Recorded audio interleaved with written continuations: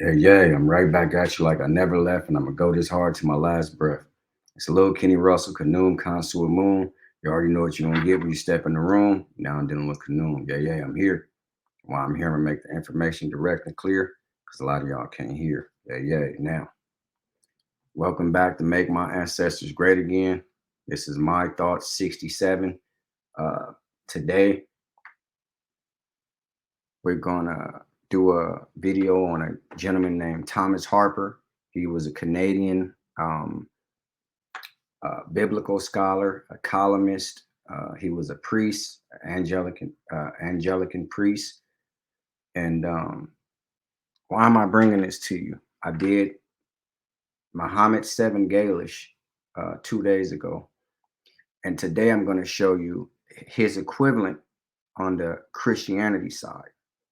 When you go looking for things, you can do all the theological studying that you want in theology, and you can stay cemented in theology. The book of the Bible is theology, okay? You can stay cemented in that if that's all you're looking for. But when you start doing your own research and trying to find these people like Muhammad, and regards to Muhammad 7 Gaelish, he was an Islamic Muslim. He went to look for the Prophet Muhammad, the historical one, and he didn't find it. So he said there's no Prophet Muhammad. And today he's not even a Muslim. The same thing with Tom Harpur, the gentleman I'm going to show you now, Canadian born Bible scholar, priest, columnist, top #1 selling book author. Their only problems is when they went to look for these so-called historical people outside of theology, when they went to go look for them, they was null and void. They didn't find them. Okay, so I'm going to play a video, and I don't own the video. This is a fair use act. This is a teaching moment. I'm using it for criticism and teaching. And we're going to get into Thomas Harpur. He passed away at 87 years old. He wrote very notable books called The Pagan Christ, Born Again, different things like that. He wrote some great books. So I'm going to show you the video. This is not to take God away from anybody. I'm simply showing you when you try to look for these figures in the Bible historically, a lot of times you're not going to find them.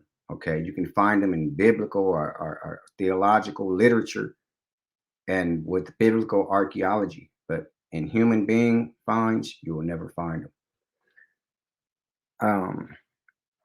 This is not to take God away from anybody. I think I said that. This is to restore your spirituality, which was taken from you at the time religion was given to you. Like, share, subscribe, comment, and I thank you for watching. Let's get into Tom Harpur. The biggest ideas.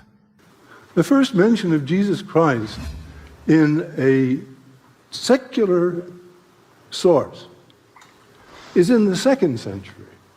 Now, early in the 2nd century, I grant you. But it amounts to about 20 lines, and it comes from 3 classical authors whom I know very well, whose work I know very well. And this is ambiguity upon ambiguity in what they have to say. I cannot argue the detail here. I've argued it elsewhere.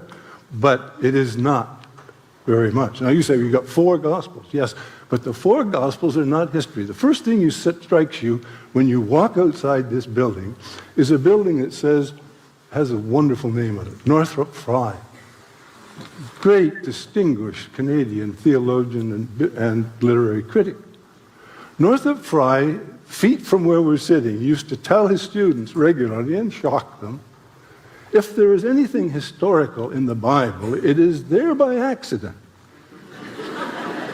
He said, because that's not what it's about. It's about a vision. It's about a different way of seeing. It's about the meaning of the human experience, not about the minutiae of history, which is really one damn thing after another. What does it mean? What does our science mean? So that's a huge question I've opened up there. But The question of whether there was a historical Jesus or not is not something you can assume. I meant to mention, we have the Gospels, and we don't know who wrote them. We don't know the writer of any one of them. None of them was an eyewitness of Jesus. They all came together in the late 2nd century. They were, some of them actually written before that, but there was no canon of 4 Gospels till about 175 AD. The point I want to make about them is Northrop Frye's point. They're not about history. If you're looking for biography, this is the strangest biography that ever was, because there are holes in it you could drive a Mack truck through. You don't know what the person looks like. You don't know when they were born. You don't know when they died. There's dispute within the Gospels themselves as to who they really were, as to where their hometown was, as to where they were born. I mean, even Matthew and Luke and the nativity stories don't agree on where Jesus was born.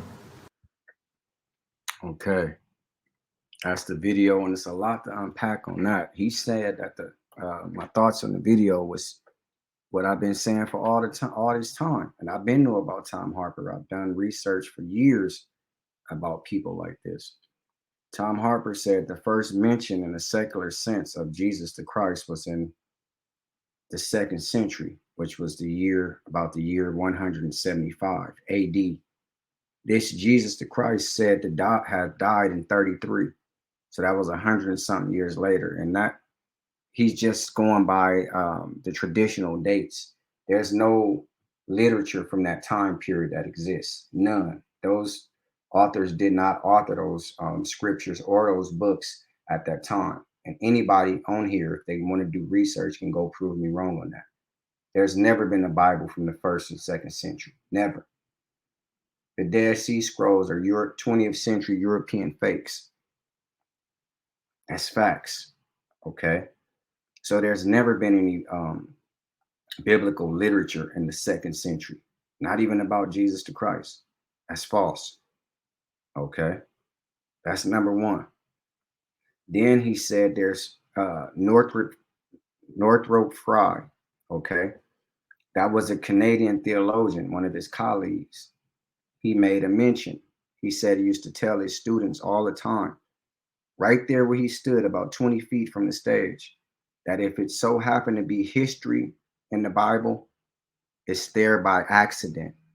Okay. This is simple. This is flat out simple. It's there by accident because that's not what the scriptures is about. It's not about history. See, but people want to get on the internet. Oh, it is history. You don't know what you're talking about. You can't find this and that. You don't do research. A lot of people that get under my comments don't do research.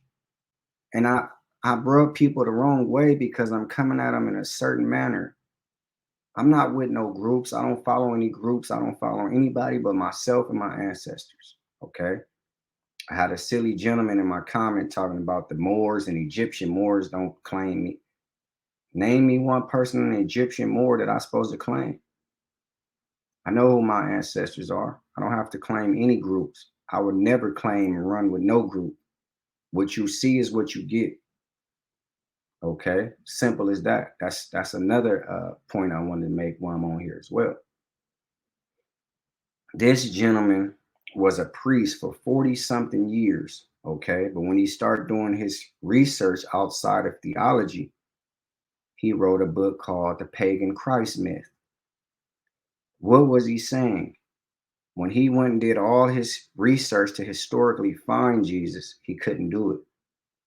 He said the only literature you have about Jesus is 20 lines, and it's compiled in 3 Gospels, Matthew, Mark, and Luke. Okay, that's called the Synoptic Gospels because they're supposed to all say the same thing. But he said they're not even sure about where Jesus was born. He said Matthew, Mark, and Luke didn't write it.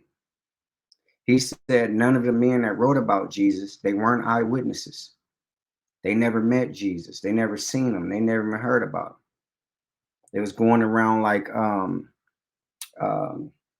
reporters collecting information, writing a book about this man. So this is what you're going to deem and rely on historical reliability and say that this is historical. Okay, I'm just giving you some resource points and some reference points to look back at. You can have all the God you want. My job is not to take God from you. My job is to give you back spirituality. So with or without God, you can still invoke your spirituality at any time, anywhere, any place. You can take all your spirituality and put it in a dog. That's 100% up to you. Okay. I'm just giving you research material that people can understand and identify that the stuff that I'm saying, it might be outlandish to you because your pastor never spoke like this. But I don't come on here just grabbing lies and myths and kicking lies out of the sky to try to make myself look good or for views and likes. I don't get paid from YouTube. I don't make a living off YouTube. If I never make a quarter off YouTube, I will continue to make videos. That's facts. Okay. So don't get it misunderstood of what I'm trying to do here. I'm trying to enlighten people, but at the same time, I'm trying to give them something. I'm trying to restore spirituality. Spirituality is far greater than a man-made religion. Islam is a male chauvinist murder cult, number one, in the words of Dr. Clark, and Christianity and Judaism are as well. They male chauvinist murder cults because all the stories are deemed off killing. The Bible is about a bunch of killing, okay? Different wars from Jebusites and Jebusites and Jebusites and Rabbizites and all these type of people. The Quran, the same thing, okay? The Torah and the Talmud, the same thing. All these people, you have to kill your way to the top to make your religion get to its supremacy or reign supreme, okay? Now, I'm going to show you something else. This is just a little write-up on Tom Harpur, okay? I got to read it on this side because it gets scrambly over there on me. So it says, Thomas William Harpur, April 14th, 1929 to January 2nd, 2017, was a Canadian biblical scholar. So don't act like this man that I'm showing you is just some old drop in the pot. This was a substantial man, and he really thought a lot about this Christ and Jesus the Christ and things of that nature. This wasn't just no follower that didn't know anything. This man was of great intelligence, okay? He was a biblical scholar, a columnist, and a broadcaster, an ordained Anglican priest, okay? He was a proponent of the Christ myth theory, the idea that Jesus did not exist, but is a fictional mythological figure. He was the author of a number of books, including For Christ's Sake, Life After Death, The Pagan Christ, and Born Again, okay? So I just wanted you to see who we were referring to. And I played you that so you can hear his take on a lot of the things. The video I played, he was saying, he said a couple of things in that was very key. He wasn't saying nothing to make people mad. He was saying what he found and what he's experienced over the years of his research. And that's what I do when I get on here. So that's my thoughts on the video. It's Lil Kenny Russell, Kanoom, Connoisseur Moon. You already know what you're going to get when you step in the room. You're now dealing with Kanoom. This is what I do, and I love to do it. Before I take back what I said, I'll add some more to it. Tom Harpur was the equivalence of Muhammad Seven Galish. He looked into Christianity. He couldn't find theological characters or biblical characters in the world, so he jumped outside of it. Muhammad Seven Galish did the same thing with the Quran. He couldn't find Muhammad outside of Quranic literature, and he jumped outside of that religion. My purpose was to show you these people. So if you do start doing some investigative research, don't be surprised on what side you end up on. Like, share, subscribe, comment, and I thank you for watching.